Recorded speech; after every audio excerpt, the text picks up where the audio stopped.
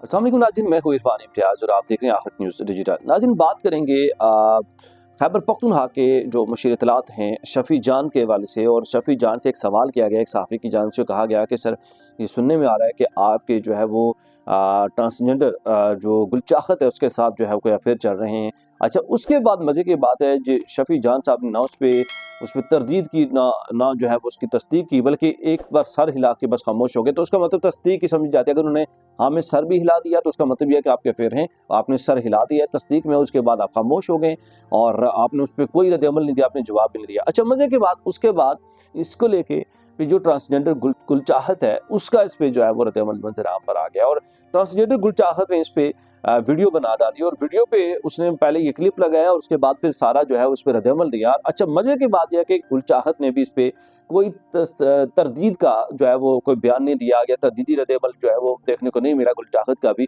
और गुलचाहत ने सिर्फ और सिर्फ आएँ बाएँ शाएँ इधर करके इधर उधर करके बस सारी बात को जो है वो टाल दिया और सिर्फ इतना कहा कि किसी की ज़ाती ज़िंदगी के बारे में बात नहीं करनी चाहिए। तो मतलब आपकी बातों से हम ये समझें कि आपका उनके साथ अफेयर था। और उधर से अगर हम बात करें शफ़ी जान साहब की, अभी कोई खातर खा तरदीदी रद्द-ए-अमल नहीं देखने को मिला है। और फिर गुलचाहत साहिबा जो ट्रांसजेंडर हैं वो इस वक्त यूके में बैठी हुई और वहाँ से इन्हें वीडियो जारी की है। गुलचाहत ने कहा कि उस पे कोई भी रद्द-ए-अमल नहीं दिया, मनफी रद्द-ए-अमल, और नहीं कहा, ये नहीं कहा कि नहीं ऐसा कुछ भी नहीं था या तरदीदी रद्द-ए-अमल नहीं दिया। बस इतना कहा कि भाई ज़ाती ज़िंदगी में आप दखल अंदाज क्यों हो रहे हैं आप।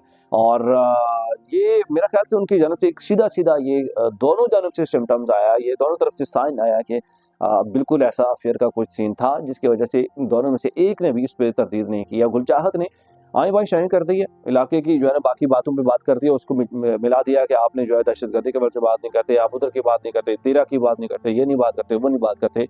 और मतलब आपके जो अफेयर हैं वो बिल्कुल बजाय हैं, बिल्कुल सही। आप जरा वीडियो मुलाजा कीजिएगा, आपको इससे खुद अंदाजा हो जाएगा। अस्सलाम वालेकुम, मेरा नाम गुलचाहत है और आज मैं पाकिस्तान की कौमी मीडिया, एंकर्स और सियासतदानों से एक सवाल पूछना चाहती हूँ। क्या पाकिस्तान की नेशनल टीवी इतनी फारिग हो चुकी है कि अब वो ख्वाजा सराओं की ज़ाती जिंदगियों पर प्रोग्राम करे? क्या आपके पास बात करने को यही रह गया है कि मेरा नाम शफीउल्लाह जान जैसे सरकारी ओहदे पर बैठे शख्स के साथ जोड़कर मुझे बदनाम किया जा रहा है, मेरा तमाशा बनाया जा रहा है? जरा सुनिए, मैं अपनी जाती जिंदगी पर सफाई देने की पाबंद नहीं हूँ।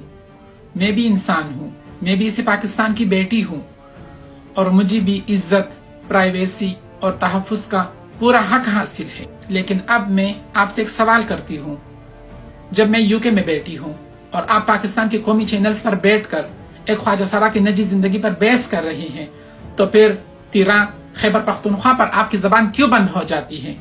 वहां पर मासूम बच्चे शहीद हो रहे हैं, माएँ बेवा हो रही है, बेटियां लावारिस हो रही है, बुजुर्ग और मशरान मारे जा रहे हैं।